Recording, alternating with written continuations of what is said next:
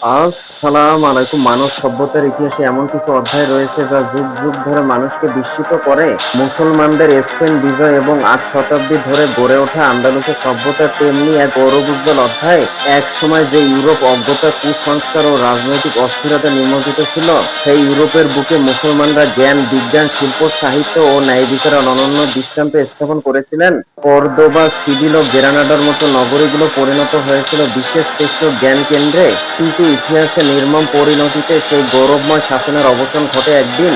মুসলমানদের অভ্যন্তরীণ বিভক্তি এবং খ্রিস্টান রাজ্যগুলোর সম্মিলিত আক্রমণে ১৪৯২ সালে আন্দালুসের শেষ মুসলিম রাজ্য গ্রানাডার পতনের মধ্য দিয়ে স্পেনে মুসলিম শাসনের অবসান ঘটে। তবুও ইতিহাসের পাতা থেকে আন্দালুস মুছে যায়নি। আজও স্পেনের অলিগলি, প্রাসাদ, মসজিদ, স্থাপত্য ও সংস্কৃতিতে ইসলামের উজ্জ্বল ছাপ বিদ্যমান। ৭১১ খ্রিস্টাব্দে উত্তর আফ্রিকার গভর্নর মুসা ইবনে নুসাইর রাদিয়াল্লাহু আনহুর নির্দেশে বীর সেনাপতি তারিক ইবনে জিয়াদ রাদিয়াল্লাহু আনহু প্রায় ১২,০০০ সৈন্য নিয়ে জিব্রাল্টার প্রণালী অতিক্রম করেন। যে পাহাড়ে তিনি প্রথম অবতরণ করেন সেটি পরে তার নাম অনুসারে জাবালে তারিক নামে পরিচিত হয়।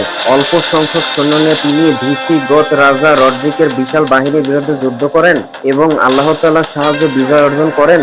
এই বিজয়ের পর মুসলিম বাহিনী দ্রুত কর্দোবা, টলেডো, সিভিল সহ স্পেনের অধিকাংশ অংশ জয় করেন। পরবর্তীতে মুসা ইবনে নুসাইর রাদিয়াল্লাহু আনহু নিজে অতিরিক্ত বাহিনী নিয়ে এসে বিজয়কে সুসংহত করেন। মাত্র কয়েক বছরের মধ্যে আইবেরীয় উপদ্বীপের বৃহত্তর অংশ মুসলিম শাসনের আয়ত্তে আসে। এভাবেই প্রতিষ্ঠিত হয় আন্দালুস, যা পরবর্তী ৮ শতাব্দী ধরে ইসলামী সভ্যতার অন্যতম শ্রেষ্ঠ কেন্দ্র হিসেবে বিশ্ববাসীর দৃষ্টি আকর্ষণ করে। মুসলিম শাসনের সবচেয়ে বড় সাফল্য ছিল জ্ঞান ও সভ্যতার বিকাশ। কর্দোবা তখন বিশ্বের অন্যতম বৃহৎ ও সমৃদ্ধ নগরীতে পরিণত হয়। সেখানে শত শত গ্রন্থাগার, শিক্ষা প্রতিষ্ঠান, হাসপাতাল ও গবেষণা কেন্দ্র প্রতিষ্ঠিত হয়। কর্দোবা রাজকীয় গ্রন্থাগারে সে সময় লক্ষাধিক পাণ্ডুলিপি সংরক্ষিত ছিল। যখন ইউরোপের বড় বড় গ্রন্থাগারে হাতে গোনা কয়েকশো বই থাকত। চিকিৎসা বিজ্ঞানে আবুল কাসিম জাহরাবি অস্ত্রোপচারে নতুন দিগন্ত উন্মোচন করেন।